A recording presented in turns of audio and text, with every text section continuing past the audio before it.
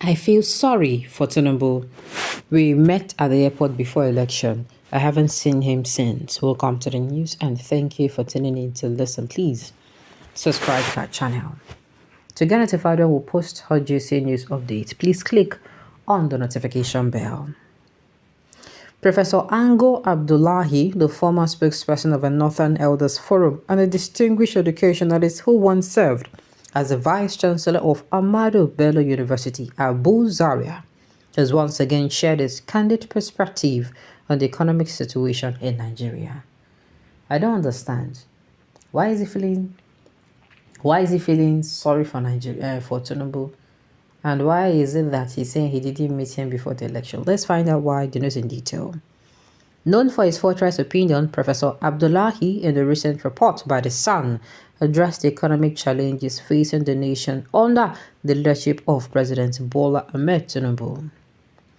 In the report, Professor Abdullahi expressed empathy for President Tinubu, whom he considers a friend, acknowledging the difficulties the president is currently navigating in steering the nation through these economic uncertainties.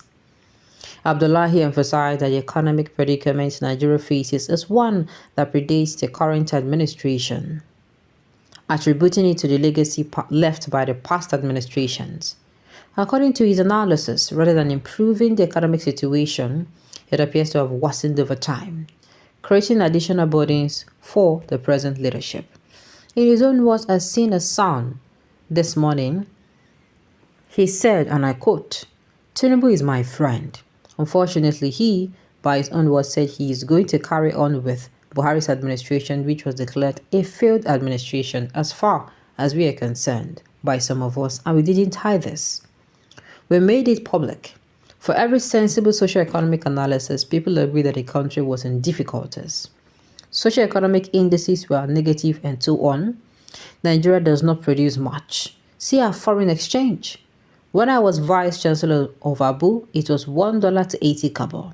This is just about 40 years ago.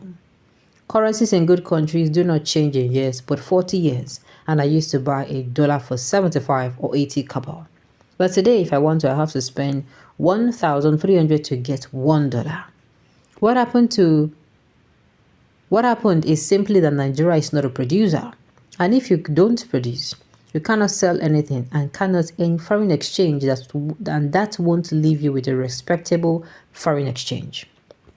And people who see things will determine how much you have to pay for the product. People who sell things will determine how much you have to pay for the product. And that is what happened to Nigeria. We buy everything and we produce nothing. I don't even want to use these figures because it is so shameful that today, that to buy $1, you have to go and seek 1,300. So I feel sorry for my friend Bola Tinubu. We met once at the airport before the election, but since he took off, I have not seen him personally. But I have sent a direct message through a mutual friend. I wish you can set up a team that is seriously objective, forget about the sentiments about constitution and so on and so forth.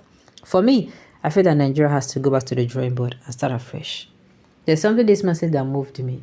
Forget about how to allocate this at this point in time. Allocation of your appointment, allocation of, sharing of a work. Pick people who will work. People who they know their onions. You might not even know them, or you might not know them, but when you go and do research, they bring in people who can work. People who will come in and bring in their work, and their work is you're going to see improvement when they start working with you. Not necessarily this one, you bring people from the southeast. This is not me trying to say trash it, but if you must trash it for Nigeria to become better, if you must actually do things differently for Nigeria to become better, do it. This is not the time to come out. The constitution said that, even the one part that the constitution said, you know even they do one. Let us tell ourselves the truth. You know even they do one. You people are busy promoting religion and tribe politics now. Let us see how it will fix the country. Economy, Naira is one worthless currency in Africa. He's not promoting anything. In fact, the man spoke truth to power. The man speak like I never hear before.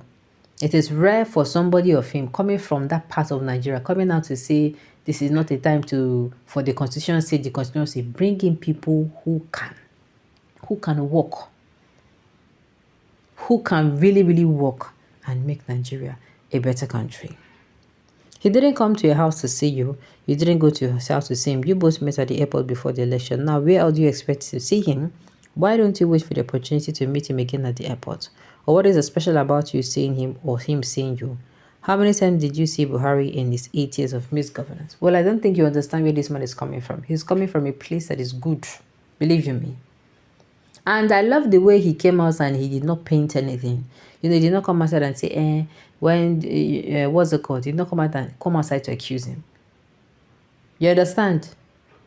The man spoke, what's it called, facts. The man is even sounding like what's it called, the candidate of the Labour Party what's it called? That candidate and what they have been saying, consumption to production. Obi understood this malice and said during his campaign that he will make Nigeria a producing nation. People like you are the reason the country is not growing. I don't understand. Tinubu, like every northerner, is not competent. It is only an Igbo man that can change the economy of this country. Some of you were saying that Tinubu built Lagos economy. Let him build the economy of this country. You are evil. I don't know why people dragging him up and down. The man really did not said anything, and it should definitely not because of even what he said. All right. Why can't it must be that a politician of your family must reside in Nigeria, your medical care must be in Nigeria, your education must be here in Nigeria, and the federal or state must not school, not private. Your salary must not exceed 500,000. You must own one car, one phone, one house. No salary, no plenty convoy. Everybody is equal. My dear, let me tell you why it cannot happen. Because we have not gotten somebody who will make it happen. And that is on period. If you have people, if you bring in somebody who is sincere, the person does not want plenty things. He just wants Nigeria, wants everywhere to get better. No problem. Nigeria had the opportunity to have a Obidati with loads of ideas, manifesto, plans, aims, fresh brains, good health, and most of all, compatriots. People who genuinely love this country and their citizens. People who will use their God-given gift to change something tangible in this country. People who understood that production is the only way to push Nigeria forward. They understand that when God said, let there be light, it means light is the source of energy, power, job, wealth. But we missed. Which of Obi na magic man? Abi he was in government for 8 years. Tell me what he has done for his people. I beg, make I hear word. You'll be so biased to say he did nothing in Anambra State. So biased to say that. He's not a magician and wouldn't have changed Nigeria in a twinkle of an eye. But reading my comment, you noted that I said he will bring something tangible, turning Nigeria into a productive nation and power. Believe it or not, Obidati would have done better than what we are getting now.